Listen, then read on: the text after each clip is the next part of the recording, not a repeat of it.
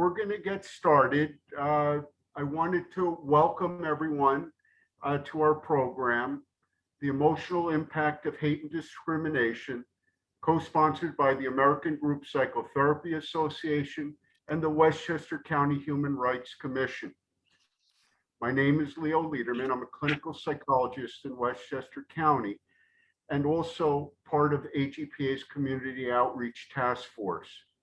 Members from that team have responded to local, national, and international man-made and natural disasters and traumatic events, including mass shootings, the border crisis, and the pandemic since 9/11 by supporting communities that have been affected. This event will focus on the pandemic of hate and discrimination. We have an ASL interpreter for anyone in need. And if you need the interpreter, if you can please pin Jody. Tonight's program will include an introduction by Michael Orth, Commissioner of Westchester County Department of Community Mental Health. I've had the privilege of knowing and working with Michael for over 25 years in many professional settings. Michael has dedicated his career to enhancing and enriching community and governmental mental health services for the county.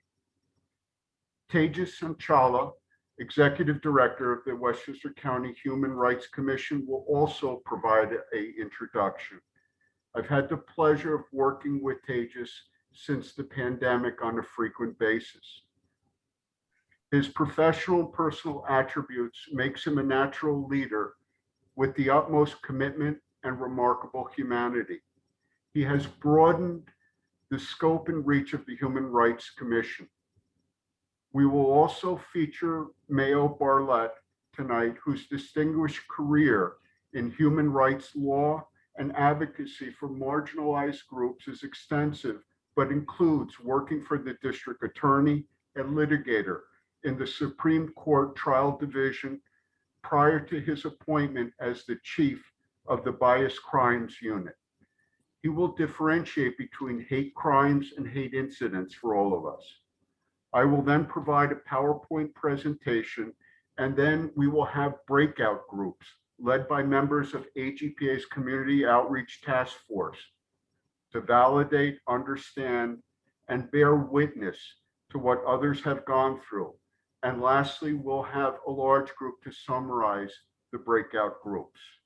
After this program, if you wish for free follow-up time-limited support groups by AGPA's Community Outreach Task Force team members to continue processing and understanding the emotional impact of hate and discrimination, please contact me with the email that you'll be receiving tomorrow from the Westchester County Human Rights Commission.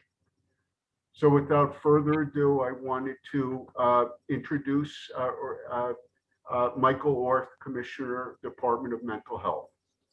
Well, good evening, and thank you so much. Thank you all for participating in this evening's most important event. As Dr. Lederman mentioned, my name is Michael Orth, and I have the privilege of serving as Commissioner of the Westchester County Department of Community Mental Health. And we have responsibility for the mental health, substance misuse, and developmental disability system under New York State mental hygiene law. And that includes prevention, awareness, early intervention for all of our residents. We accomplish this through many partnerships with New York State state agencies, county human social service agencies, schools, community-based organizations, and of course, fellow county departments. So I first would like to congratulate my colleague Tejas, Executive Director of the Human Rights Commission, for all of his work and his staff's efforts in doing this most important work as it relates to human rights and social justice. And of course, this includes partnering with experts in the field, such as Dr. Lederman and the American Group Psychotherapy Association. I've worked with this organization many times before in addressing crisis and trauma, and we're definitely in for a treat this evening. Our topic for tonight, the emotional impact of hate and discrimination. As a mental health community, it is so essential that we both recognize the emotional impact of hate and discrimination and also offer strategies for coping with the trauma. Westchester County is fortunate to have many types and strategies to address such issues for both children and adults.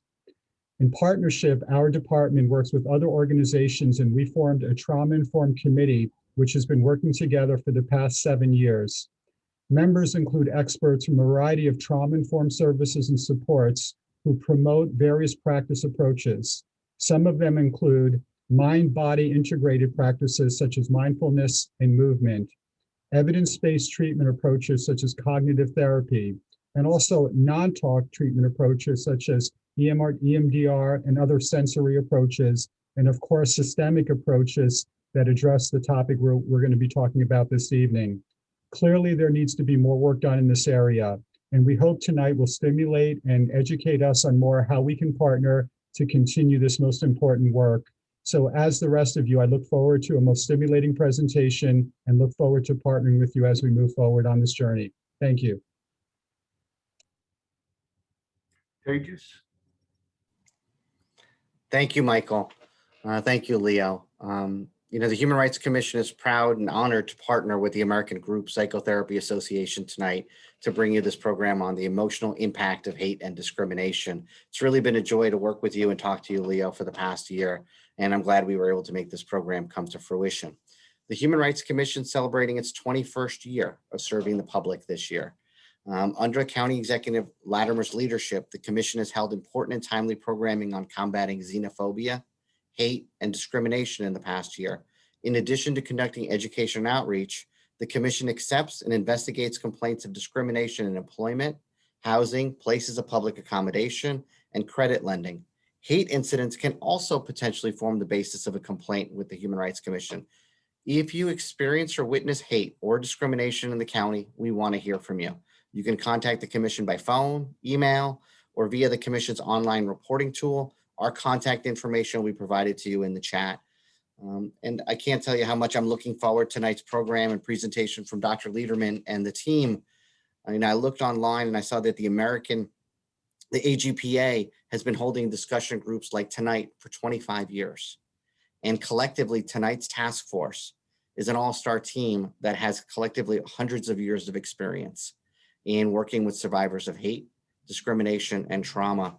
Their work allows people to speak the unspeakable, reestablish trust, and to validate experiences.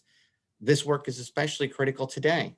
In a one-year period during the pandemic, there have been over 6,600 reported instances of hate against the Asian American Pacific Islander community alone. That averages out to one incident every 80 minutes. That's basically, our program tonight is 90 minutes. So just think about that.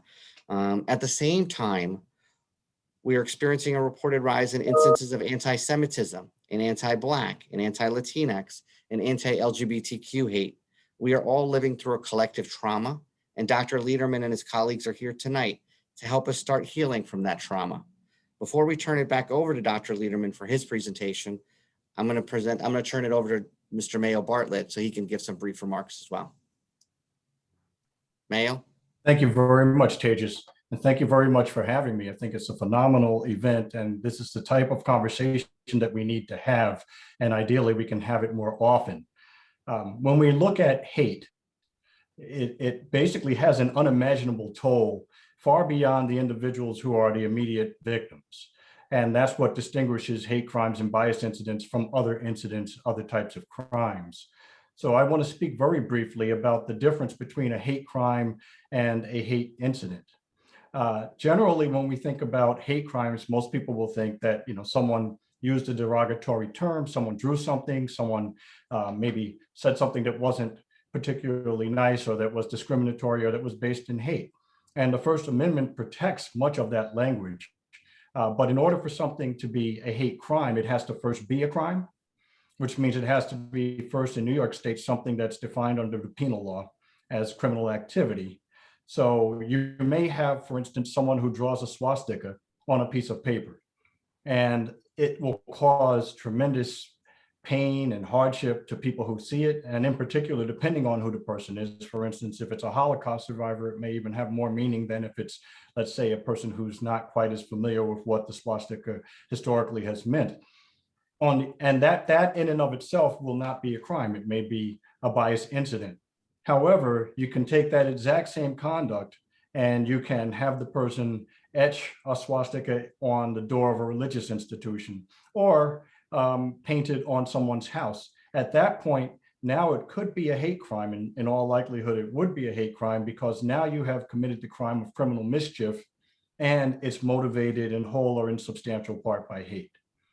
But I want to also, I think that what we're doing today is tremendous because we really don't explore the true impact of bias incidents and hate crimes. And in some respects, bias incidents can actually have a greater impact than a hate crime may. You may have an individual hate crime that directly impacts one person, and the larger community may never learn about it. So they're not necessarily going to be impacted by it. And you may have a bias incident that impacts or targets one person, but it's done in a public way and it impacts the larger community. And the thing that distinguishes hate crimes from other types of crimes and bias acts from other incidents is the fact that it doesn't just target the individual based upon something that individual did or was perceived to have done, but instead it targets that person based upon who they are perceived to be. So it tears at the very fabric of your right to exist and be who you are. And that's what's pivotal here. So you may not even be the person that they think you are. So for instance, after 9/11, we had individuals who were perceived to have been of Arab descent, and they were targeted and threatened in New Rochelle with having their gas station burned down because there had been a rumor started that they were celebrating the fall of the towers. All of that was incorrect. None of it was true. But ironically, the people that were targeted were not Middle Eastern, they were not Arab. And of course, you can't look at someone and determine whether a person is Muslim, Jewish, Buddhist, Christian. That's something you simply can't do. But they were targeted. And as it turns out, they were actually Sicilian. And the person dated himself back to the United States for over 100 years. It didn't really matter. He was targeted based upon who they thought he was, but the impact went far beyond him. It went to everyone that was Arab or Muslim and anyone who perceived themselves as potentially being the target of that bias incident or hate crime. So I'm going to stop at this point, but I look forward to the breakout session, and I definitely am very interested in listening to people speak further about how this impacts us all psychologically, and perhaps as well the post-traumatic stress that can be associated even if you are not the direct target of the incident. Thank you. Thank you so much, Mayo. That was very, very powerful and helpful. I'm going to share my screen right now and do a brief PowerPoint. I'm going to encourage all of you who are listening to write down your thoughts, reactions, feelings during this PowerPoint, and consider sharing what you relate to in the PowerPoint, either in the chat room or in your breakout rooms or in the large group when we do that. So hate discrimination motivated by prejudice based on race, gender identity, religion, disability, sexual orientation, or ethnicity causes emotional harm and trauma. Often, victims of hate and discrimination are isolated and alone in their experiences. The objective of tonight is to share, bear witness, understand that this is happening to many people and that you are not alone. The ability to put your traumatic experiences into words often helps those who have been discriminated against and to more effectively deal with these traumatic experiences. So, how do we respond commonly to hate and discrimination? We're very often overwhelmed, including anger, sadness, depression, shame, blame, guilt. We often lose connection with others, isolate, but we also have a fear of connecting with the loss and the desperation. We're often afraid of re-triggering past personal traumas. There are feelings of inadequacy and wishes to fix things immediately. Not all loss is traumatic, but all trauma involves loss. Loss of our sense of self, others, and the communities that we live in. Trauma is an event that has the ability to provoke fear, helplessness, and horror in response to the threat of injury that's often accompanied when one is discriminated or a victim of hate, and or witnessing the abuse in others. And I'm going to shortly talk about the effects of vicarious trauma and what that is about. Trauma very often activates our brain, which activates our nervous system into fight, flight, and freeze responses. And we can very often be overactivated with symptoms like irritability, insomnia, quick to startle, difficulty concentrating, etc. There can also be a disconnection from one's feelings and one's body, so that there's a numbing, a constriction. It's common. People can say, I can't feel.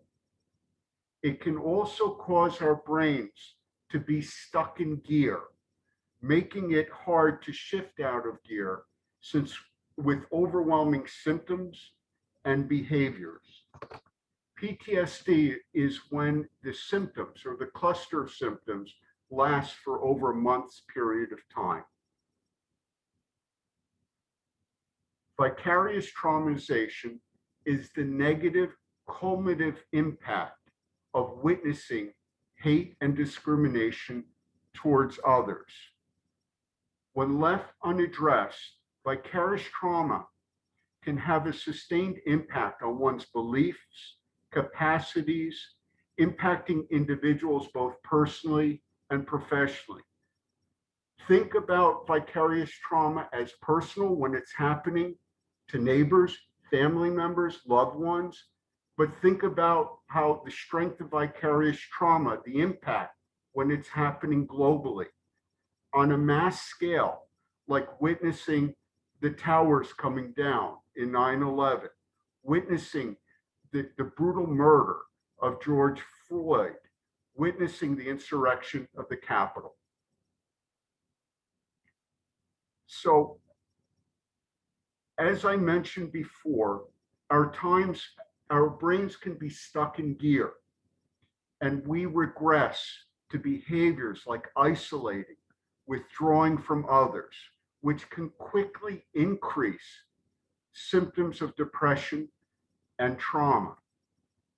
At AGPA, and especially the community outreach, we've come up with the ABCs of self-care. A, awareness, B, balance, C, connection, and soon I'll be talking about the restoration of hope. Hope is very often shattered due to the effects of trauma and due to issues like hate and discrimination. So let me break down the ABCs of self-care. A is for awareness, being attuned to one's feelings, needs, emotions, and resources, as well as limits. And limits is being able to set boundaries to toxic relations or adverse interactions. Utilizing stress reducers are always effective. Remember that trauma, there's a mind-body connection with trauma. So regulating one's sleeping patterns, eating patterns is always quite helpful, as well as breathing techniques. You can access helpful breathing techniques in the internet, YouTube channels. Let's turn to B, balance. Maintaining balance among activities, especially work, play, and rest. And remember, with trauma, very often, issues like play, issues like taking care of oneself, they go away. I've here listed several activities that can be helpful. In the chat room, if you could share what strategies have helped you become more resilient when you've experienced hate, when you've experienced discrimination, or even during the pandemic. If you could share those thoughts with others so others could learn what tools have been effective with you. Knowing your tools can very often foster the balance that's necessary to lower the stress that's impacted by trauma. C is for connection. Very often, again, as a result of trauma, you get disconnected from self and others. It's one of the most common aftermaths of trauma is isolation from self, others, belief systems, houses of worship. Reconnection is key to recovery as well as resiliency. So personal connections, family and friends, being able to reconnect with them. Professional connections, and again, spiritual and houses of worship are also vital during this process. An important outcome that we've learned in facilitating so many trauma groups is something called vicarious resilience. And vicarious resilience entails being able to learn from those who are faced or facing similar unspeakable circumstances. We can gain vicarious resilience by what we learned, how we are inspired, and observing others, their courage, their coping through traumatic situations. I'm hoping very much tonight that when you're in your breakout groups, you can also experience some vicarious resilience from what you will learn and experience with others. So let's turn to the messages of hope. As we know with trauma, we may not have closure, but we always have connection with others. We might not have control over our events, but we can always draw upon resilience to function. We can also learn from the resilience and of others, which is a great reflection of the power of groups, especially when others have undergone similar traumatic circumstances. We may not have certainty, but we always have hope. You can also engage in terms of self-care in mindful self-compassion. So 2 examples of that. Empathy says, I feel you. Compassion says, I hold you. Self-compassion, this is a hard tool, but a valuable tool, involves calming and soothing your own body and mind to foster your care of self and while lowering burnout. So let me talk about some steps in mindful self-compassion. 3 examples of that. As I shared in the first, you can use deep breathing to settle your body and move into the moment. It's one of the common denominators of breathing and meditation is to try to be in a moment, because very often in trauma, one can be consumed and overwhelmed by worries of the future and being consumed about the past.